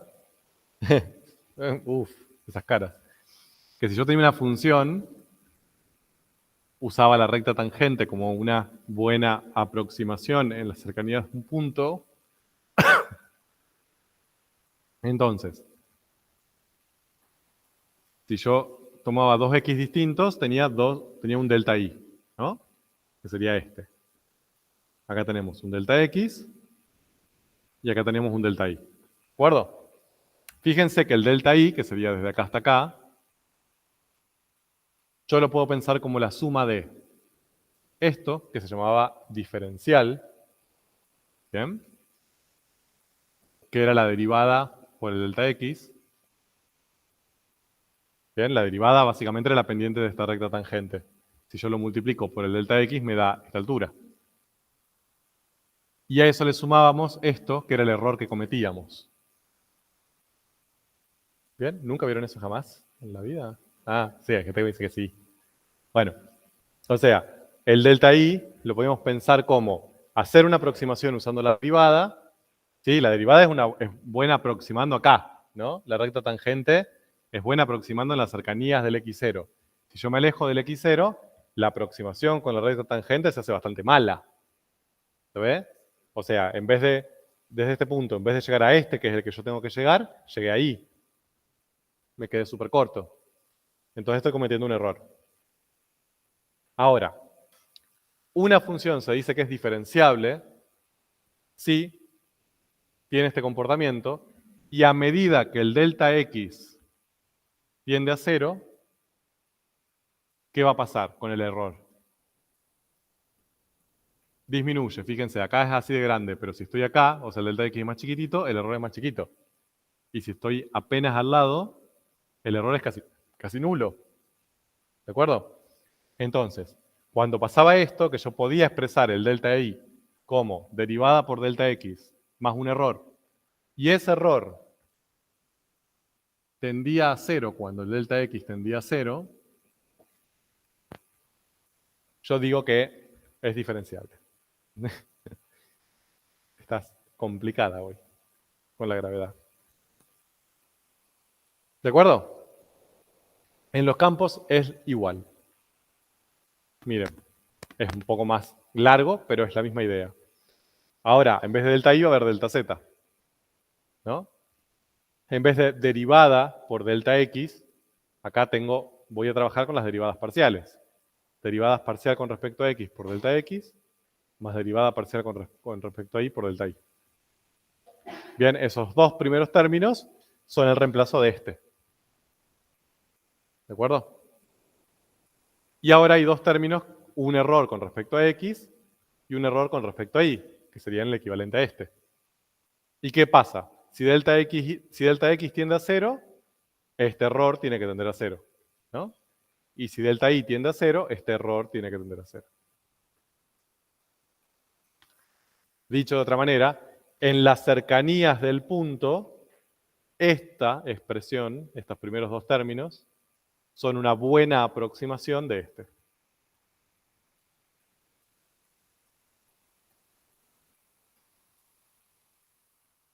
Bien, cuando eso pasa, que no pasa siempre, cuando eso pasa, decimos que el campo es diferenciable.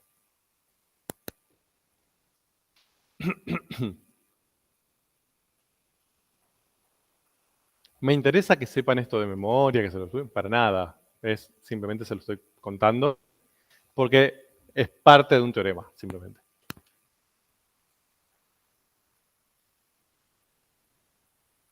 Ahora, esto es lo que es la definición de campo diferenciable. Ahora, ¿cómo usamos la definición para saber si un campo es diferenciable o no en un punto? No se puede. Por eso usamos este teorema, que es hermoso y sencillito y tierno. Les dice, si las derivadas parciales de un campo escalar en un punto existen y son continuas en ese punto, entonces es diferenciable. Bien, o sea, necesitamos dos cosas, que existan, pero que además sean continuas. Si pasa eso, podemos asegurar que el campo es diferenciable y que se comporta de esta manera.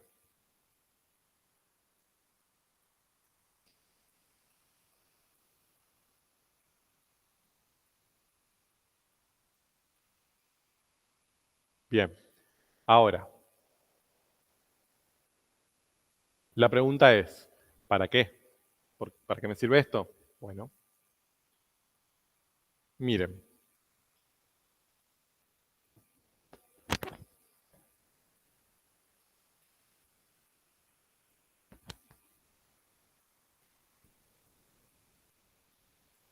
Tengo ahí la definición de derivada direccional, ¿no? La que vimos hace un rato. La voy a volver al inicio. ¿Se acuerdan que nosotros empezamos de un delta z? Acá. Ahora, yo ese delta z lo podría escribir así. ¿En qué caso? Puedo escribir el delta z de esta manera. Fíjense, derivada por delta x, más derivada parcial por delta y, más error por delta x, más error por delta y. ¿A quién estoy usando ahí? A la definición de diferenciable. Entonces, ¿qué condición tengo que imponer acá? Que sea diferenciable. ¿De acuerdo? O sea, solo si es diferenciable, si no, no puedo asegurar que esto es esto. Entonces, si el campo es diferenciable, ese delta z yo lo puedo escribir de esta manera. Ahora, en vez de escribir delta x y delta y, voy a escribir lambda por ux, lambda por y. ¿Se acuerdan que lo teníamos acá? Miren, hasta se ve en negativo. Ahí. ¿De acuerdo?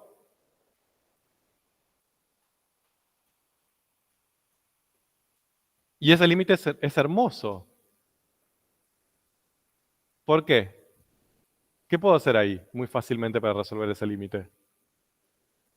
Cancelar todas las lambdas, ¿no? Saco factor común lambda que están todos. Cancelo, cancelo, cancelo, cancelo, cancelo. Y me queda eso. Ahora, si lambda está tendiendo a 0, eso significa que delta x y delta y están tendiendo a 0 los dos, ¿no? Entonces, si delta x y delta y tendían a 0, ¿quiénes tendían a 0 también? Los errores. Entonces, estos términos se van, ¿no? Van a tender a desaparecer. Por lo tanto, ¿qué me va a quedar? Este y este.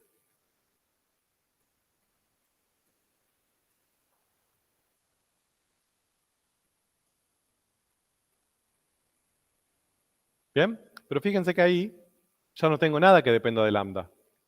Son números. Es la derivada parcial en un punto y en la componente del versor.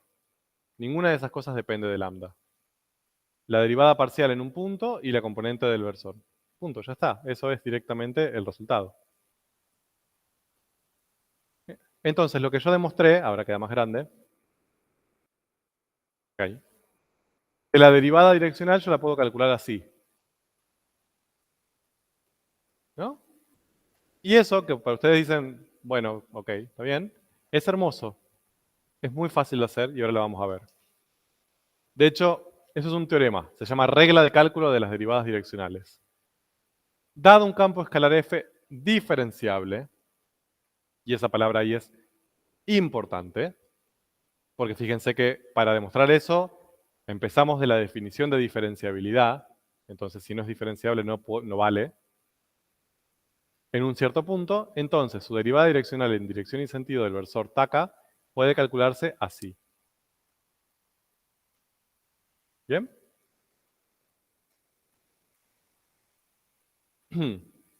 Y por lo tanto, para todo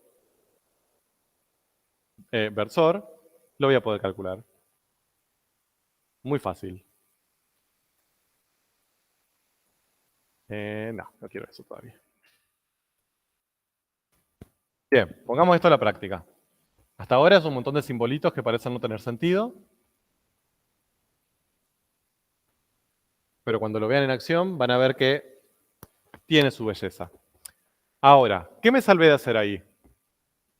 El límite.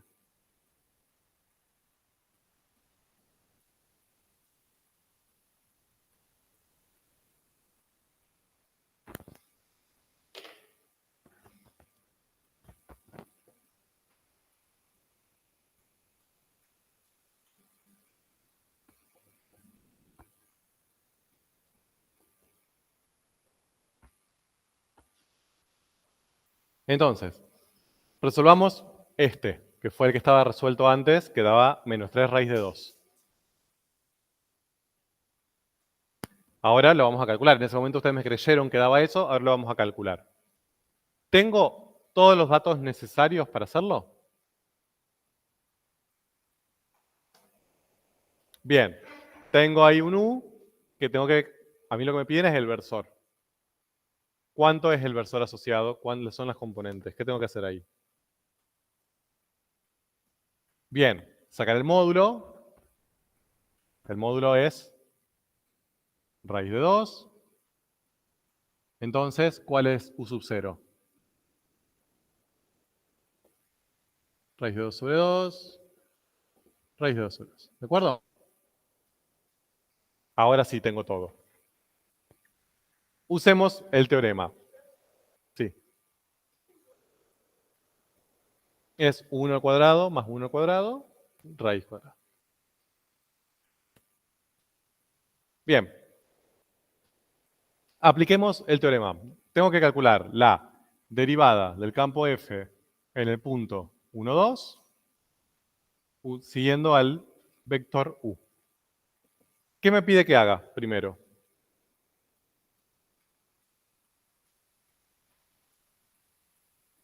¿Qué voy a tener que hacer primero?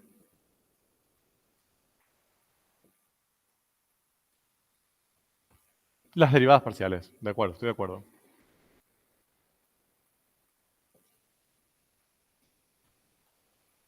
Entonces, ¿cuál es la derivada parcial con respecto a x de ese campo? Menos 2x. Y con respecto a y, menos 2y. En el punto, o sea, en el 1, 2,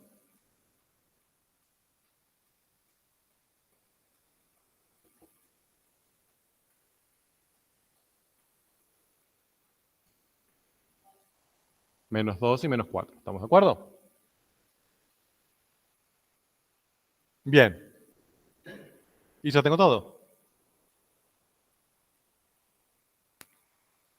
Me pide derivada parcial con respecto a x en el punto. Menos 2.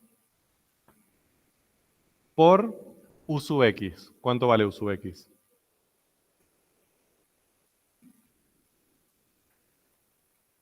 Más derivada parcial con respecto a y en el punto. Menos 4. Por U sub i. Entonces tengo menos 2 zapallos más menos 4 zapallos. O sea, menos 6 zapallos.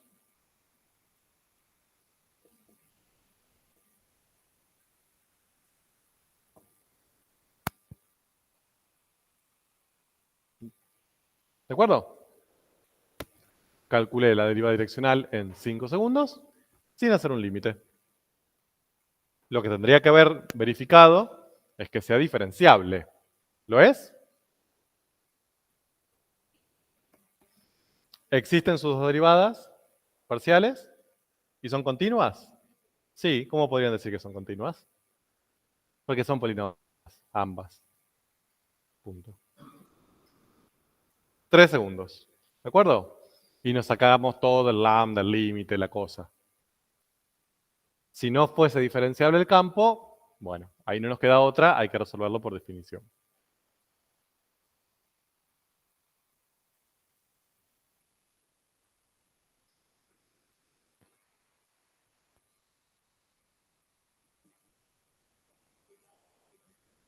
¿Cómo? Exacto, si me muevo en sentido y dirección del versor.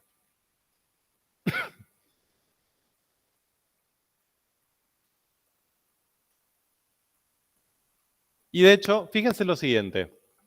En esta expresión, de los tres datos, los datos no es que se mezclan todos. Acá yo lo que tengo sería derivada parcial en el punto. O sea, acá estoy usando el campo y el punto, ¿se ve? Y eso lo multiplico por la componente del vector. Y acá lo mismo, punto y campo, vector. Entonces, una forma sencilla de escribir eso es la siguiente. En vez de pensarlo así, lo pensamos así, como un producto escalar, al revés. O sea, a ver, ustedes habitualmente cuando tenían un producto escalar entre dos vectores, lo pensaban por componentes, primera por primera más segunda por segunda. ¿Sí? Ahora es al revés. Es como si esta expresión que tenemos acá fuese el resultado de un producto escalar entre dos vectores. Entre este vector, que está compuesto por el campo y el punto, y este vector, que sería el vector u, el versor u. ¿Se ve? Entonces, si yo lo planteo así, sería primera componente por primera componente, me quedaría este primer término, más segunda por segunda y me quedaría este segundo término. ¿Estamos de acuerdo? Como si esto lo podemos llamar de una manera más sencilla, ¿qué pondrían ahí? ¿Quién es ux, ui? U sub 0. ¿Bien? Ese es u sub 0. Y este es, fíjense que es un vector que se forma por las derivadas parciales. Cada una de esas derivadas parciales, bien, en x aparece en x, en y aparece en y, y lo formo así. Ahí aparece por primera vez algo que durante estas semanas va a aparecer muchísimo y lo van a querer odiar muchísimo. Aparece un vector que se llamaba vector gradiente. Sí, llegamos al vector gradiente. En este caso, por ejemplo, el gradiente en el punto 1, 2 sería el menos 2, menos 4. ¿Bien? Es un vector formado por las derivadas parciales en el punto de trabajo en el orden adecuado. Primero con respecto a x, después con respecto a y, si fueran más, con respecto a z y así. ¿Bien? Y se simboliza así, con este triangulito invertido y un vector arriba diciendo que es un vector. Ese triangulito se llama nabla. ¿Ok? Y a todo eso se le llama vector gradiente. Entonces, en definitiva, para calcular una derivada direccional de una función en un punto siguiendo una cierta dirección, hallo el vector gradiente en ese punto. Fíjense que para eso solamente necesito campo y punto. Y hago el producto escalar con el versor U.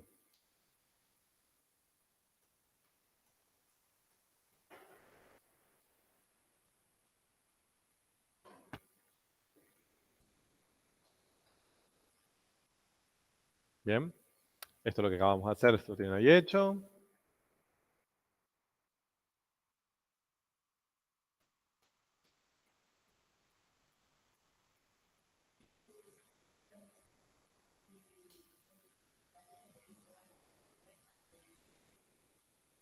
Sí, el vector gradiente es un vector de números, ¿de acuerdo? Porque se hace en un punto. Ya lo que vamos a ver en la clase que viene, creo, es que si yo en vez de escribirle acá los números, escribo las expresiones, menos 2x menos 2y, eso ya me da un pantallazo un poco más general de qué pasa en todos los puntos. Pero ahí aparece algo raro, porque es acá depende de x y de y, y tiene dos componentes distintas. Cada una depende de x y de y. ¿Qué es eso? Lo vemos mañana. Punto. Hasta ahora, vector, gradiente.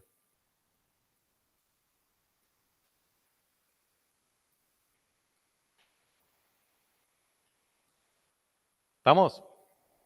Bien. Entonces, para que tengan un poco una idea más intuitiva sobre esto, ¿no? Este tema que tiene un montón de numerito, simbolito, cosa nueva, desarrollo, pero yo no quiero que pierdan mucho de vista lo interpretativo y lo intuitivo. Si a ustedes le dan un campo cualquiera F y un punto P sub 0, eso a ustedes les va a permitir encontrar el gradiente en ese punto. ¿No? Hacen las dos derivadas parciales, lo reemplazan en el punto, les van a dar dos números y los ordenan. ¿De acuerdo? Entonces, en ese punto, P0, ustedes van a decir, el gradiente que yo encontré es este.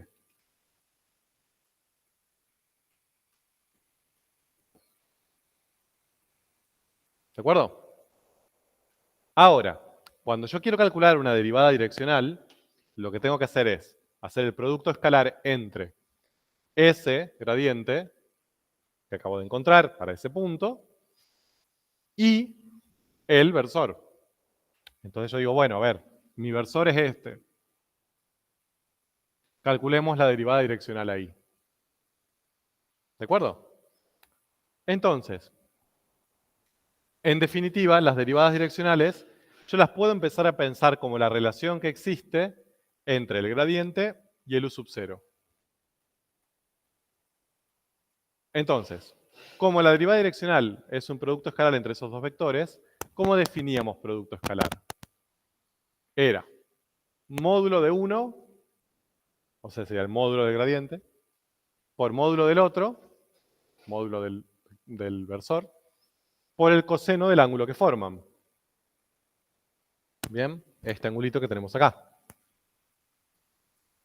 ¿Sí? Que ahí está como superángulo, yo le voy a llamar alfa si quieren. ¿De acuerdo? Ahí hay una de esos tres términos que se va a ir. ¿Cuál? ¿Mm? No, el coseno existe, pobrecito. Eso, el módulo del versor, ¿cuánto vale esto? 1, punto, chao. No le puse alfa, le voy a puesto teta.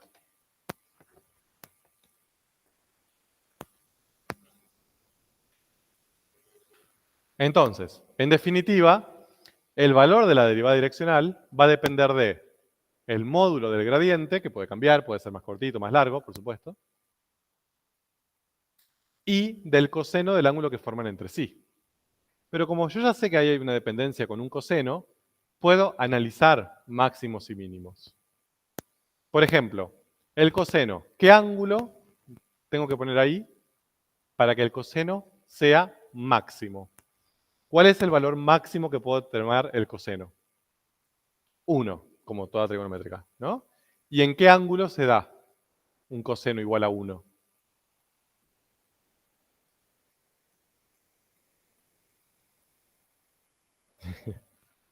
¿Se acuerdan la gráfica del coseno? Ay, las trigonométricas.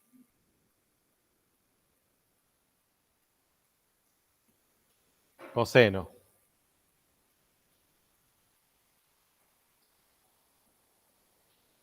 Si empiezo acá, ¿a dónde termina el periodo? ¿Dónde da una vuelta? ¿Dónde vuelve ahí? ¿No? Acá. Entre todos estos 360 grados de giro, ¿cuándo llega al máximo?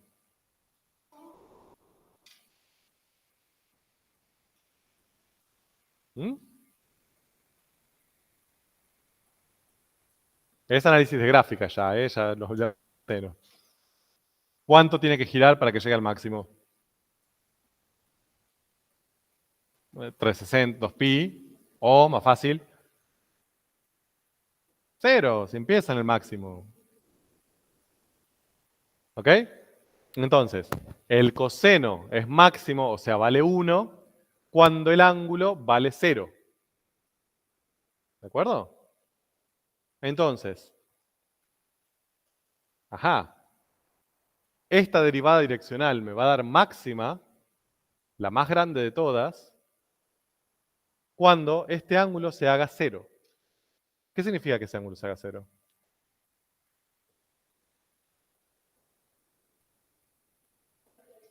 Bien, que sean paralelos, ¿no? Que yo tenga el gradiente acá, en cualquier lado, y el versor acá. Dicho de otra manera, que yo me esté moviendo hacia donde apunta el gradiente. Si el gradiente me dice hacia allá, yo me estoy moviendo hacia allá. Cuando eso sucede, el ángulo se hace 0, el coseno se hace 1, se me da el máximo valor de la derivada. ¿Y cuánto va a valer la derivada?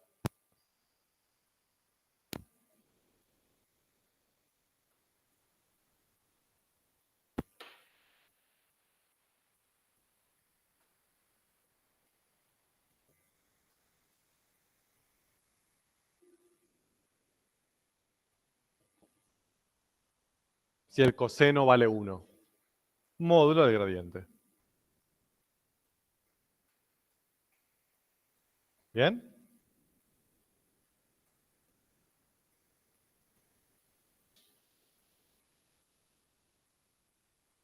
O sea, que si el ángulo es 0, dicho de otra manera, me estoy moviendo paralelamente al gradiente, me muevo hacia donde me indica el gradiente, la derivada direccional va a ser máxima y el valor de esa derivada direccional va a ser directamente el módulo del gradiente. Entonces, claro. Entonces, eso es hermoso. Porque si a mí me están dando los 3 datos que siempre me dan, ni siquiera, me están dando el campo y el punto, y me dicen, ¿hacia dónde te tendrías que mover si estás parado en ese punto? Para que el campo crezca lo más rápido que pueda. Derivada máxima, ¿no? Mayor velocidad. Obviamente, si yo me muevo en diferentes direcciones, la velocidad va a ser distinta. Quizás para allá crezca, pero para allá crezca más rápido, para allá crezca más lento, para allá ni crezca ni decrezca, para allá decrezca, ¿no? Entonces, si a mí me preguntan, ¿para dónde me tengo que mover para que el crecimiento sea lo más rápido posible? Yo ya sé que tengo que ir a un ángulo 0. Es decir, moverme hacia donde apunta el gradiente. Yo calculo el gradiente me da para allá, hacia allá me tengo que mover. Y no solo eso, me da no solo hacia dónde, sino cuál es esa velocidad máxima. Es el módulo del gradiente. Ese vector que obtuve, le saco el módulo, hago componente al cuadrado más componente al cuadrado, y ese resultado ya es la derivada máxima. Entonces el gradiente me aporta un montón de información. Dirección, sentido y módulo de mayor crecimiento. ¿Ok? Ahora, ¿y si quiero ir al mínimo? O sea, que decrezca lo más rápidamente posible.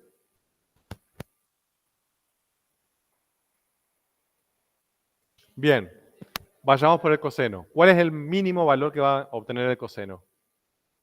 Menos 1. ¿En qué ángulo? Acá, en pi, en 180. O sea, me tengo que mover en dirección, en la misma dirección que el gradiente, pero en sentido opuesto. ¿De acuerdo? Entonces,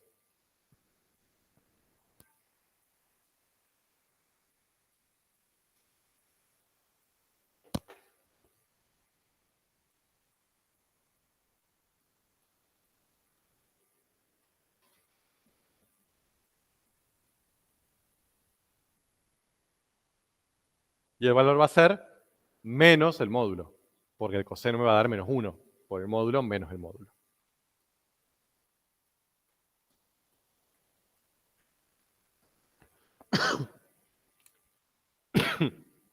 ¿Y en todas las direcciones intermedias? Supónganse, el módulo del gradiente me da 9. Entonces, la máxima va a ser 9, si me muevo siguiendo el gradiente. La mínima va a ser menos 9, si me muevo oponiéndome al gradiente. Y si me muevo en todas las otras direcciones, me va a dar entre menos 9 y 9. ¿De acuerdo? ¿Me puede dar en algún momento 12? No, si ya la máxima me da 9. ¿De acuerdo? Todas las demás van a estar entre menos 9 y 9 y van a depender del coseno. ¿De acuerdo? ¿Cuándo va a dar 0? En 90. ¿De acuerdo? ¿Por qué? Porque en 90 el coseno me da 0. Entonces, eso me lo anula. ¿Eso qué quiere decir? Que si el gradiente me está indicando para allá, si yo me muevo perpendicular a él, en cualquiera de los dos sentidos, la derivada va a ser nula. Bien, y eso es un resultado que mañana lo vamos a usar un montón. Más o menos se entiende la idea.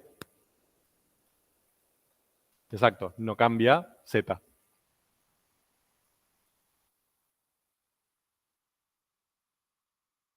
Todo lo que acabamos de hacer está ahí.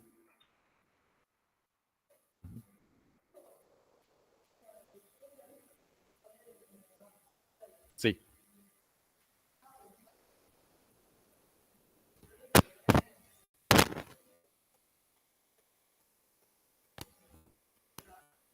Sí.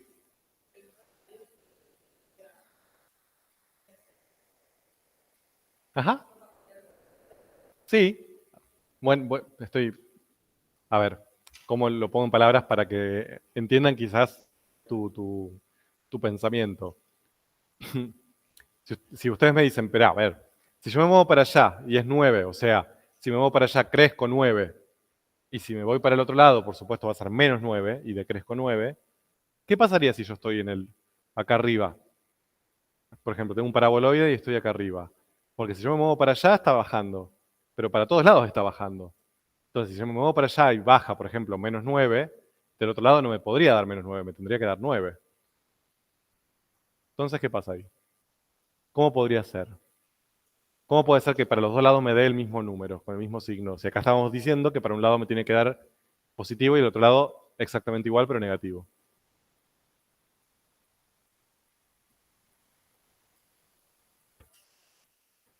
Es una muy buena pregunta. Y tiene una muy buena respuesta, de hecho, también.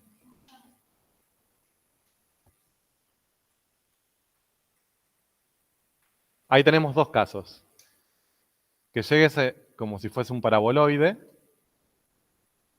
o que llegues como si fuese un cono. ¿Sí? Si llegás como si fuese un paraboloide, ¿qué inclinación tenés ahí?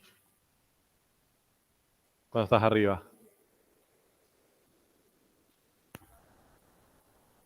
¿Eh? No. A ver, si yo acá atravieso con cualquier plano, ¿qué me va a generar? ¿Qué curva se me va a generar ahí? Una parábola.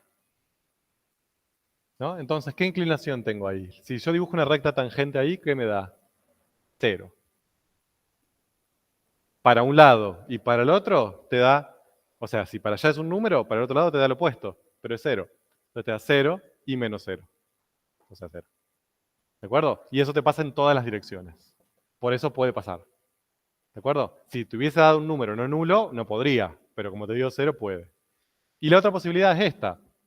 Si vos estás acá, ¿no? Estás justo en el piquito del cono, obviamente para este lado disminuye y si te mueves para el lado opuesto también disminuye. Entonces, ¿qué pasa ahí?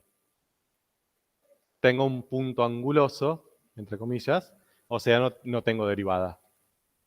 Ahí no existe la derivada. De hecho, ahí no es diferenciable. ¿De acuerdo? Es uno de los casos de no diferenciabilidad. Ahí, directamente en las derivadas, y también hay otros casos parecidos, donde existe la derivada, pero no son contiguos. ¿Bien? Pero, buena pregunta. Bien. Para dejar de molestar con esto. Esto es lo que acabamos de ver, ¿eh? Todo lo que acabamos de decir está dentro de un teorema que lo van a usar un montón, este teorema. Les dice, dado un campo escalar f diferenciable, porque todo esto viene de la regla de cálculo, la máxima derivada direccional vale el módulo del gradiente en ese punto. Y se da en dirección y sentido del gradiente. Y la mínima vale tanto como el opuesto del módulo y se da en dirección y sentido del opuesto del gradiente. ¿De acuerdo? Entonces, el gradiente es un gran amigo, nos da bastante información. Y fíjense que para hacer esto no necesito calcular derivadas direccionales. Ya con el gradiente tengo un montón de información solo. Después, si me piden alguna derivada direccional, puedo usarlo además, pero ya con el gradiente tengo bastante información per se. Bien, mañana cerramos el problemita que nos quedó abierta la pregunta. Bueno, ¿dudas? Yo sé que fue una clase intensa, perdón. Las próximas clases van a ser así, pero bueno, la idea es que podamos al menos charlarlo juntos para que después se pongan a estudiar, espero que para el promocional, para toda la gente que están acá. Sí. Bueno, gente virtual, si quieren alguna duda, les leo.